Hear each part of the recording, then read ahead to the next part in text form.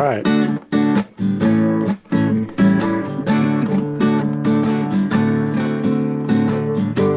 Wasting away again in Margaritaville, searching for my lost shaker of salt. Some people claim that there's a woman to blame, but I know it's nobody's fault.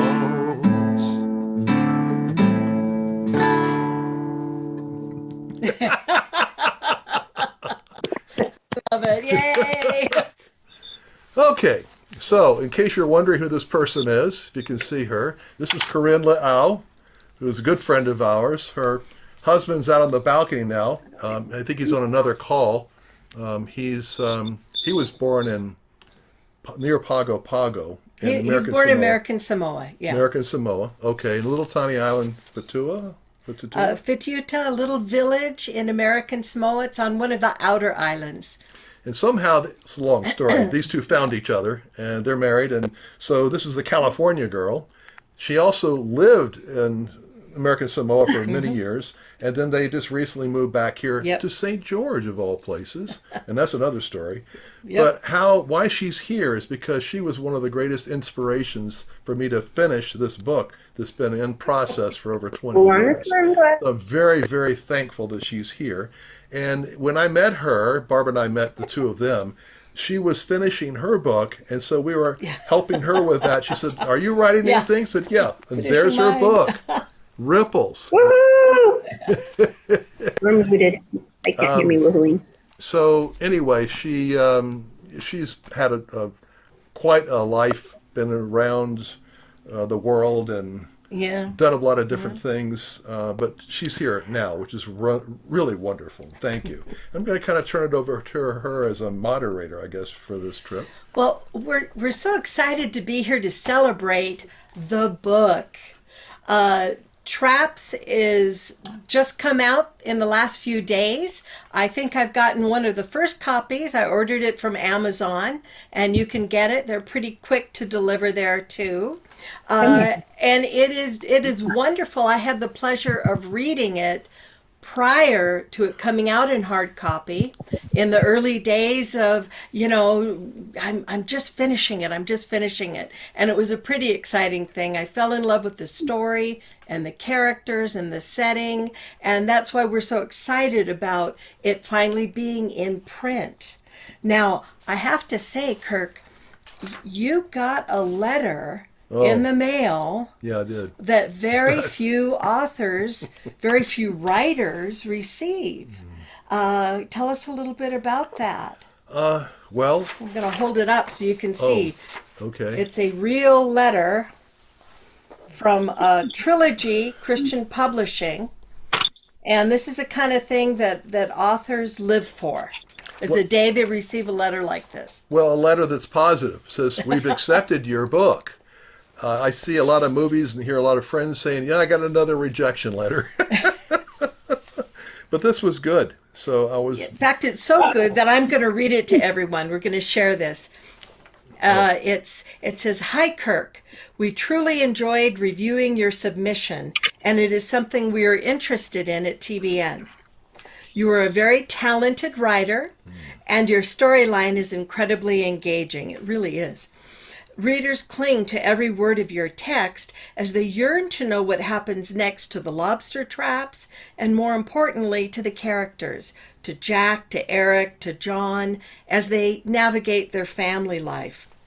We're so enjoyed the history, the Florida jargon, the Florida nostalgia, and the relatable family dynamics in your work. You included detail and imagery throughout, allowing readers to visualize each and every conversation and interact as they play out. Your characters are incredibly relatable, which amplifies the power of the faith statements and the complexities in the relationships that require healing and communication. Overall, your book is an enjoyable, fictitious read that we would be happy to partner with you on." I'm getting choked up just like I did when I first read it. I've never had anybody read it to me. It's Wow. a pretty special letter. It is. Oh my What gosh. what went through your mind when you received that? Disbelief. But then a lot of relief because it had been in process for over 20 years. Yeah. So Yeah. it was finally coming. And it was looking like a reality could happen. I mean, here was the Yeah. opportunity. They opened the door and said, if you like to, come on in. Which is an amazing thing for an author. it Of is. course, the answer was yes. Yes, it was, Oh my yes. goodness! And to be part of something as special as a trilogy and the publishing company and the work that they're doing and the other authors that they represent, it's a very, very special thing. They mention some wonderful points in the letter. One of them is about the Florida nostalgia. Yeah. And the Florida, the memories and the jargon. Could you talk to us a little bit about that? Because you're a Florida boy, so I guess it would make sense. I'm sorry that I upset your role here, but I wanted to put up a screen Oh, showing that Corinne is indeed, and that's Corinne Laau's name behind her there. here, let me. Anyway, it's a wonderful book, and Barb and I, this book influenced me so much that when I was halfway through, I thought, maybe I better rewrite traps like this because I loved your style so much. And then I thought about it a little bit more. I thought, no, that's not me. I can't write like that. And I think that's a perfect thing because one of the things that I love so much about your story and about your telling of the story is your crisp writing, that you get the point across, you tell the details, and you move the plot along. It's a brisk telling of an important story. And again, set in one of my favorite places, Florida. My husband and I got married in Florida, so it'll always be special. And we lived in Florida a number of years. So tell us a little bit about your Florida connection and why it shows up in your story. Well, I lived most of my life in Florida, and only when I moved to New York City and then to Atlanta, Georgia, then Los Angeles. So I'm hearing somebody making a kissing sound. So Florida's been in my blood. I was born and raised there. I worked in Miami at a major job with CBS, and I was in the news department, an editor. I went to the documentary unit, was a cinematographer, editor. I moved up to a writer, producer, and then I started directing TV commercials. And so as I spent that time in Miami, I ran into a lot of characters. And of course, I loved it down there. My wife and I had a condominium in the Keys, so we were down there every weekend and whenever we could get away for long weekends or a little vacation. And I was in the water constantly, and we are not scuba diving, but skin diving without a lung, snorkeling for lobsters during the day. And at night we go out on the flats in a canoe and use a bully net to scoop lobsters up My goodness. with a little gasoline lantern on the front of the canoe. Met a lot of characters, like I said, and spent some time in Conch Key, where this takes place primarily. And some of the people I met down there became characters in the book. They just got different names. Oh, that's so wonderful. Now, did you write yourself into the book? Many authors do. Yeah, pieces of me are in different characters. Okay. The cameraman on board the boat is me. Actually, that's a friend of mine who's deceased, another fellow cameraman. We made movies together in college. He and a correspondent who's not named. If you take off the screenshot, you won't fade in and out. Okay, I'm getting an advice here. It's like ghost talking. Stop share. Bring us back on screen. Thank you. Somebody has to direct What here. background is that, right? So, for those of you who wonder what just happened, apparently when we have the pretty screen up, we kind of phase in and out. But here's the fun thing. You get to see... Amber said, I want to see my You get to see what a writer's lair looks like. People Scary. in the movies, the writer sits, on a beach or by a pool or, in a jacuzzi, and they come up with beautiful stories. The truth of it is, most of us who write are sitting in an office where we create a world for good reason. So enough said about your den. So there's a cameraman character in the book, and it was going to be the original guy who was my friend Randy, and the correspondent who actually got involved in the story, and they kind of entered in the third chapter. And that was the crux of trying to write this book, which started out as a screenplay.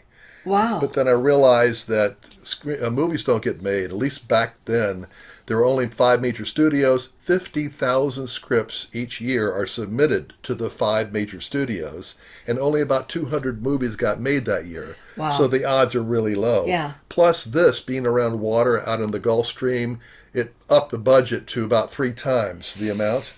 So I thought the movie would probably have even less of a chance to get published. So I decided to make it a book. But somewhere along the way, just a few years in, I got saved. And I was asking God, what do you want to do with my life? I'm willing. And I was going over the Sepulveda Pass and on the 405. Anybody that knows LA knows that. And there's a top of the hill you can see out into the valley. And I remember this minister, Pastor Tim, coming back from a conference or something from the airport, would come over the top of this hill, and he would look out into the valley, San Fernando Valley, and he'd yell in his car, "Devil, I'm back!" Like, I'm going to protect my flock, So I said, God, what should I be doing? And I said, well, what about that movie script I've been working on? What should I do with that? And he said, why don't you put me in it? So I did. And he gave me the idea of the 2 brothers. Somebody's clearing their throat. If you can mute yourself, I'd appreciate that. The 2 brothers, the prodigal son comes home to the father. Then there's the older brother who's very jealous and angry. Yes. What happens after that point in the story? And so I decided that we would introduce the prodigal son up front. And then chapter 1, I'm sorry, I'm getting distracted by all that sound. And then see how that played out. And that was one of the subplots in the film, or movie, book. Well, I think he's speaking into the future. That it would become a screenplay, a movie, a film. That would be beautiful, because it's quite a fascinating story, and it's based on something that happened in real life. Yes. Could you tell us a little bit about that? I don't want to give away the book, but I will.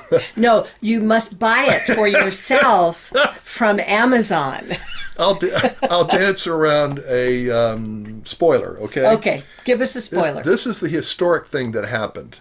In 1975, the Bahamian government declared that their half of the Gulf Stream, which is I think 60 miles across or maybe more, their half was their fishing rights exclusively. Nobody else could come in. Only their fishermen and their traps. Florida fishermen, being pressured by more and more fishermen and fewer lobsters, were crossing the straits and dropping their traps on the shelf, the continental shelf, on the Bahamas side, and harvesting those lobster. And so then the Bahamian government, in effect, took their lobsters and the traps the lobsters were in. And this family's on the edge, the lobster fishing family, and they can't afford that. It's going to break them. The bank's already breathing down their back. So that actually was happening. Wow. And so Fred Francis and Randy Fairbairn, my 2 associates, went down and got on this guy's lobster boat and lived with him for a few days. And they ended up playing out the story. That's amazing. They came to me with their film, and I was a producer at a documentary unit. They said, we want to submit this story. I said, great. I watched the film and talked to them about it. And so that was the basis of the story. I said, what a fascinating story. The film that they gave me, I transformed into a documentary about lobster fishing, but the Yeah. story behind why the film came to my hands was even more fascinating. And that story was told in little blips of 30 seconds or a minute and a half on the news for a few days. Wow. And that was it. There's That- a and lot that was more to all. the story than that. Yeah. Oh my goodness. Yeah. That must have been quite a thing to see. Now, your background and training working in documentary filmmaking has I can see how that's impacted the way you write. And writing this book in particular, do you sense as you sit and write that type of training, and what's your thought process as you write? Well, that's easier to say. I don't know about training. I don't have any training in writing except what I had to do. I wrote occasionally for on air news, for instance, and documentaries. I wrote for those, but it's not the same as writing a book. And a man that was a father to me in the industry said the lowest form of journalism is the sports interview. Oh dear. You stop and think about it. I don't know why that came to mind, but anyway, because this was originally a script, I saw it that way because I still see the movie. I still see the images. I know where people are standing, where the doorway is, Yeah. where the house is situated. And I thought, if I'm making a movie, I have to set the scene and set the wide shot. Yeah. Tell them where the bay is, where the house is, and the dock and the boat, and then the lobster processing plant's next door, and they walk down and take a left and go down there because I can see the movie, but I have to use words to describe Yeah. the 1,000 words that would be taken in just an image. Oh, I love it. I love it.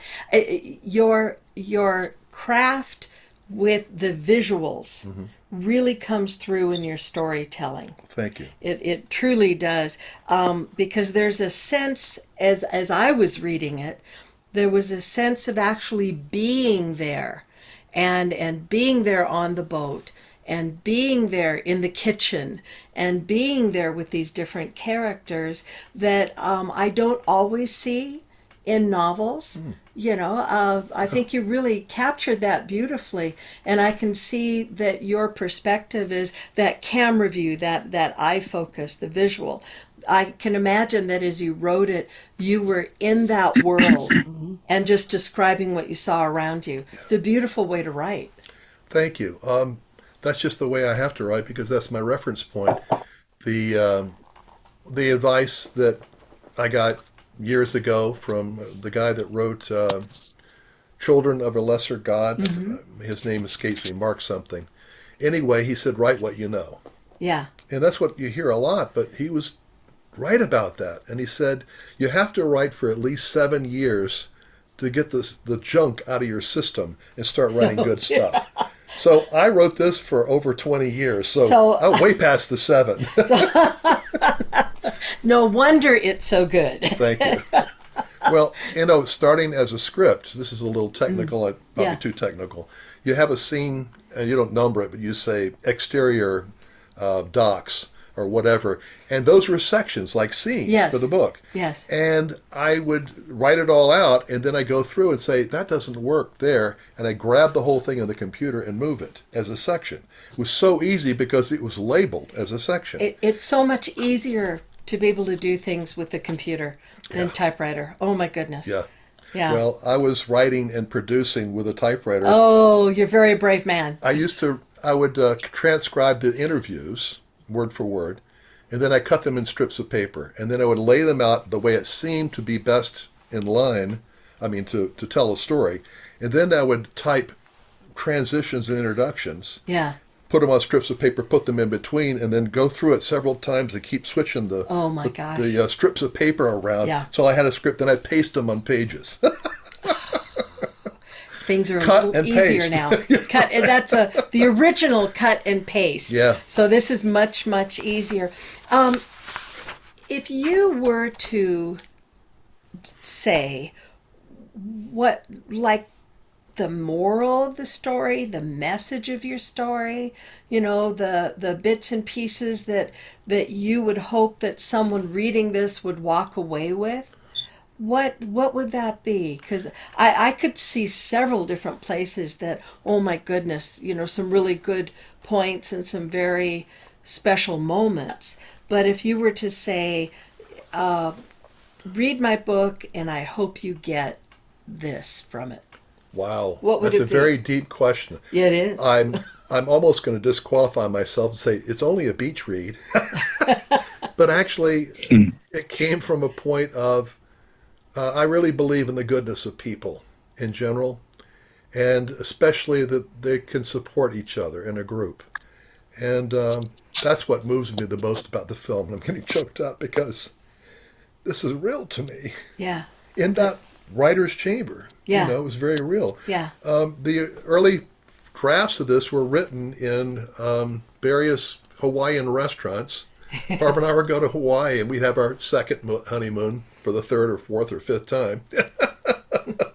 Second honeymoon gives you an excuse to get to the party late, say, well, we're honeymooners, and Yeah. we got carried There you away. go. But I would write while Barbara would shop, because I don't like to shop, and she'd come back with colorful dresses or something, and I said, I got another chapter written, as I sipped on a beer or something. So anyway, did I answer your question? In a roundabout way, yeah. Okay. But I do have one more question for you that I'm very curious about. You mentioned that God spoke to you as you were driving. Yes. And you were asking him for your life. You know, what do you want me to do next? What Right. do you want me to do now? Hey, about my book, my screenplay. And he said, put me in it. Mm-hmm. Talk to us a little bit about the process of putting God into the story. Well, listening to the Holy Spirit was a good way of Yeah, saying it always works. And I kind of got in the way now and then, but I got straightened out because it didn't seem right for the characters. And it was wonderful that the overall feeling I kept getting from the book and writing and being with these characters was, again, the redemption. And also that God said, put me in it. It gave the book more of a purpose for me to write it. It wasn't just an exercise Yes. in putting words to paper. And I don't care about the money. I just want people to read the book. Yeah. And enjoy this and maybe walk away with something. I don't know what that would be, but the fact that God's actually in control.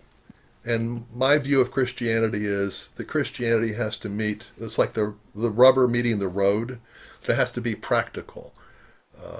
We can exist in one place in the church on Sunday, but it's how we live our lives during the week. And I describe Traps as a fictional story that has a plot, etc., with Christian underpinnings. The God's there. And there Yes. are Christians in the book. Not everybody's a Christian. This is real life. And so I hope that I've gotten a bit of real life. It may be a little bit better than some real life. Some people may have a more gritty, down and dirty, maybe there's a murder in the book or something. But I just didn't think that was necessary. That the story could be told the way it is. And another is, and I'm looking at the time, we're getting really we're getting close. This doesn't start out like modern books do with a plane crash or an explosion or the threat of a nuclear explosion. One friend of mine looked at an early draft and said, there's not enough at stake. And when you raise the stakes, it's like there's more to lose, and the hero has to get past whatever the obstacle is. And this life-threatening, usually. Yeah. And this guy said, well, who cares about a bunch of lobster fishermen? I thought, okay, this book is not for you. Well, and it's so funny because as you're saying that, I'm thinking about your story, and there's drama, there's passion, there's family squabbles, there's restoration. There are many moments that are real cliffhangers. You just don't know. Is this going to work out? What's going to happen? Yeah. So one of the common responses I get is, once I started it, I couldn't put it down. Yeah, you know what? That's so funny because when Kirk asked me to read the manuscript, I said, sure, I'd love to. And he said, and I was still working on my book. And he was saying, don't take away from finishing yours to look at mine. And I said, no, sometimes I need to get a break from my stuff. So I sat down and I read it and I couldn't put it down. And he had told me, he said, don't feel that you have to read it like, in one or two sittings, take a week or so. Yeah, take your time. Right. Don't, just don't rush. No big deal. And I told him, I said, I finished it. I sat down on the couch, I got a cup of coffee, I read it, and I couldn't put it down. You stopped you said, I'll just read one chapter. Is what Yeah, you I told thought me. I'll read a couple chapters and then I'll get back to something and then I'll read it over this next week because that's what we talked about. But to be honest, I had to find out what happened next. So, and I've heard that other people have had that same response. I have to know what happens to these people. And do they come through, or how do they come through? Yes, it's somebody said, "Is it a mystery?" And I said, "Well, it's a mystery how they're going to solve the problem." There's a little bit of everything. How It was they're gonna a do it wonderful, and when. wonderful story that we're very much celebrating. Yes. This is your launch. So with that, is there anything else that you want to say here? Hold your book. Oh. So people have a beautiful picture of you holding your book. Oh, here it is up close, but I think you saw a slide of it anyway. And let me hold up Corinne's book, and you can see her name, Le'au, and that's a Samoan last name, just in case you're wondering. Le'au is, most people say Lao, right? It's Le'au. Le'au. Okay, there's a guttural stop in there, which I really like. I'd like to ask if anyone has a question out there. We're running right up to the minute here. Anyone? No questions. Everything was explained. I love that. It was very complete. When will we get the next one? Oh, that's a good question. Next book? Yeah. Oh, yeah. okay. Well, yeah, that's a little bit of a story, and I have to apologize to my deceased friend Randy, who was the cameraman. And this is the first of a trilogy that's planned. The second will be the cameraman will be on his adventures and basically looking for his spiritual life and what he's going to be doing with his life. That'll be a good one. Yeah. Then curiously, this cameraman, when he finishes his quest, and it takes years for this quest, he becomes a tour guide in Utah. Imagine that. What are the chances I don't know. that would happen that way? Bizarre. How funny. Write what you know, right? There- I don't want to ask a question. I just wanted to say, hey man, congratulations. That's awesome. Well, thank you. We're all extremely proud of you, and I can't wait to read it. Thank you. And don't ever sell yourself short, bro, because you're one I could sit and listen to for several hours without any problem whatsoever. Wow. I find you page turning. And he hasn't even gotten into any jokes. That's stuff. So, Carl, thank you, and I really enjoy your resonant voice. It sounds like you're in a big room. I like It's as big as I want it to be. You had said something. Okay, I lost the thought. Yeah, anybody else? It's really good to have all of you present. Thank you for being here with the celebration. I think I've seen everybody. Thanks for having us. It was really good. I really look forward to reading it. Can't wait to get a copy and signed. And there's no excuses because we live in St. George together. So That's true. If you want it quickly, you can get it from Amazon. It only took a few days for me to get it from Amazon. Okay. if I want it quickly, I can just drive over. Once we have it. Yeah. Ian, once we have it. Once they have it, they don't. I got mine before he got his. Yeah, this we one's have mine. Their box didn't come yet. The authors are low priority. I find out they want to sell it to the general public. Yeah, if you're, as an author, if you ask for copies, of course you pay for them, and you get author's copies. It's the same book that anybody would get, but they take their sweet time on sending it out. It is not like gotta rush it to the customer. So I'm sure that when everyone has book in hand, and when we have books here, we will have a little festivity here, and it'll be a book signing party. So in the flesh. So we'll keep you posted on that. So when you get your books, if you have before we have ours, or if you want to wait for ours, whatever, that's going to be in the future. By the way, this is Barbara, my wife and manager. Your schedule maker. Uh-huh. Kirk, Yes, I'm This is a hobby. I just wanted to say I already bought mine while I was in you, so it's on the way here soon. But what I really like is one of my favorite authors was Ray Bradbury, and he just and so this every time I would read him, he'd go from you were just wanting to know what the next thing was going to happen. You didn't. Yeah. And I love those kind of. I'm really looking forward to that, and knowing that you're a believer, and there's these subtle Christian hints throughout the book. Yeah. I think I'm really going to enjoy it. So I'm sincerely looking forward to read it. Yay. So Thank you. You'll I enjoy don't know it. how long I've been in this world with this book by myself. And occasionally I would read it out loud to Barbara, but then I would break down in tears.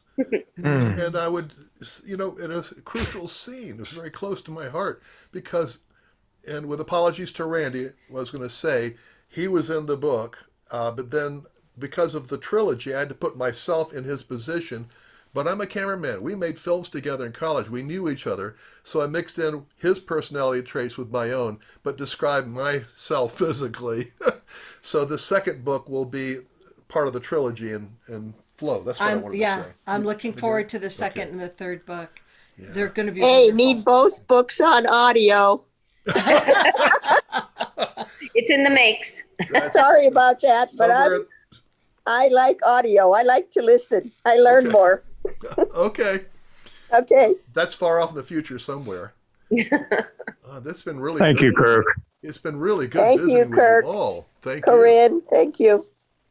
Thanks, Kirk. We'll look forward to reading it. Ours is on the way as well. I heard Tom's voice. I guess that's Carol and Tom on the I'm couch. I'm still here.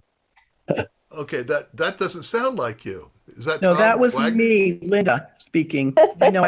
No, I mean that male voice. That was Carl. For I've got both the computer and the phone on, and one of them's turned off. One of the sound on one of them is turned off. I don't have a microphone on the computer. Okay, got it. Thank you. I didn't see a picture, and I was accusing Tom Wagner of saying that, so because I can only see a silhouette. Okay, enough for technical. Thanks for coming. And I don't know if sometimes I hear they just cut you off. We have 40 minutes, and we started about five of. Yeah. About there. We had a couple more minutes. Anybody want to share anything? How many people have read the book already? Just out of curiosity. Corinne. Barbara, right? I read that's it to it so her. far. Okay, well then you have some adventure to look forward to. Okay. Oh, John Hall's there. I just saw a picture and I finally read the name at the bottom of the square. Hello, John. He's muted right now. Okay. Oh, there he goes. I know how to unmute. There you go. And we can hear you.